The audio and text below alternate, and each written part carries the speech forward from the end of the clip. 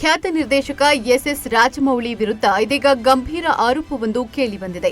ರಾಜಮೌಳಿ ಅವರ ಒಂದು ಕಾಲದ ಆಪ್ತ ಸ್ನೇಹಿತ ನಿರ್ಮಾಪಕ ಶ್ರೀನಿವಾಸ್ ರಾವ್ ಆತ್ಮಹತ್ಯೆಗೆ ಶರಣಾಗಿದ್ದು, ತಮ್ಮ ಸಾವಿಗೆ ರಾಜಮೌಳಿಯೇ ಕಾರಣ ಎಂದು ಡೆತ್ ನೋಟ್ ಹಾಗೂ ಸಾವಿನ ಮುನ್ನ ಮಾಡಿರುವ ವಿಡಿಯೋದಲ್ಲಿ ತಮ್ಮ ನೋವು ತೋಡಿಕೊಂಡಿದ್ದಾರೆ. ಸದ್ಯ ಈ ವಿಡಿಯೋ ಭಾರಿ ವೈರಲ್ ಆಗ್ತಾ ಇದೆ. ಶ್ರೀನಿವಾಸ್ ರಾವ್ ಅವರು ಡೆತ್ ನೋಟ್ ಬರೆದಿದ್ದು, ಸಾವಿಗೂ ಮುನ್ನ ವಿಡಿಯೋ ರೆಕಾರ್ಡ್ ಮಾಡಿ ರಾಜಮೌಳಿ ವಿರುದ್ಧ ಪೊಲೀಸರಿಗೆ ಸುಮೋಟೋ ಕೇಸ್ ದಾಖಲಿಸಿಕೊಳ್ಳಲು ಮನವಿ ಮಾಡಿದ್ದಾರೆ. ರಾಜಮೌಳಿ ಶ್ರೀನಿವಾಸ್ ರಾವ್ 34 ವರ್ಷಗಳಿಂದ ಸ್ನೇಹಿತರಾಗಿದ್ದರು. ಯಮದಂಗ ಸಿನಿಮಾದ ನಿರ್ಮಾಪಕರಾಗಿರುವ ಶ್ರೀನಿವಾಸ್ ರಾವ್ ಇದೀಗ ರಾಜಮೌಳಿ ವಿರುದ್ಧ ಆರೋಪ ಮಾಡಿದ್ದಾರೆ. ವಿಡಿಯೋದಲ್ಲಿ ಅವರು ರಾಜಮೌಳಿ ನನಗೆ ಚಿತ್ರಹಿಂಸೆ ಮತ್ತು ಕಿರುಕುಳ ನೀಡಿದ್ದಾರೆ, ನನಗೆ ನರಕ ಎಂದರೆ ಏನು ಎಂಬುದನ್ನು ತೋರಿಸಿದ್ದಾರೆ ಎಂದು ಆರೋಪಿಸಿದ್ದಾರೆ.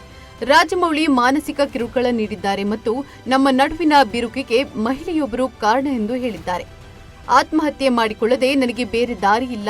ನಾನು 55 ವರ್ಷ ವಯಸ್ಸಿನಲ್ಲೂ ಒಂಟಿಯಾಗಿರಲು ರಾಜಮೌಳಿಯೇ ಕಾರಣ. ಯಮದೊಂಗ ಸಿನಿಮಾದವರೆಗೂ ನಾವು ಒಟ್ಟಿಗೆ ಕೆಲಸ ಮಾಡಿದ್ದೇವೆ. ಆದರೆ ಅವನು ಒಬ್ಬ ಮಹಿಳೆಗಾಗಿ ನನ್ನ ವೃತ್ತಿ ಜೀವನವನ್ನು ಹಾಳು ಮಾಡಿದನು ಎಂದು ಬರೆದು ಆತ್ಮಹತ್ಯೆ ಪತ್ರವನ್ನು ಬರೆದಿದ್ದಾರೆ.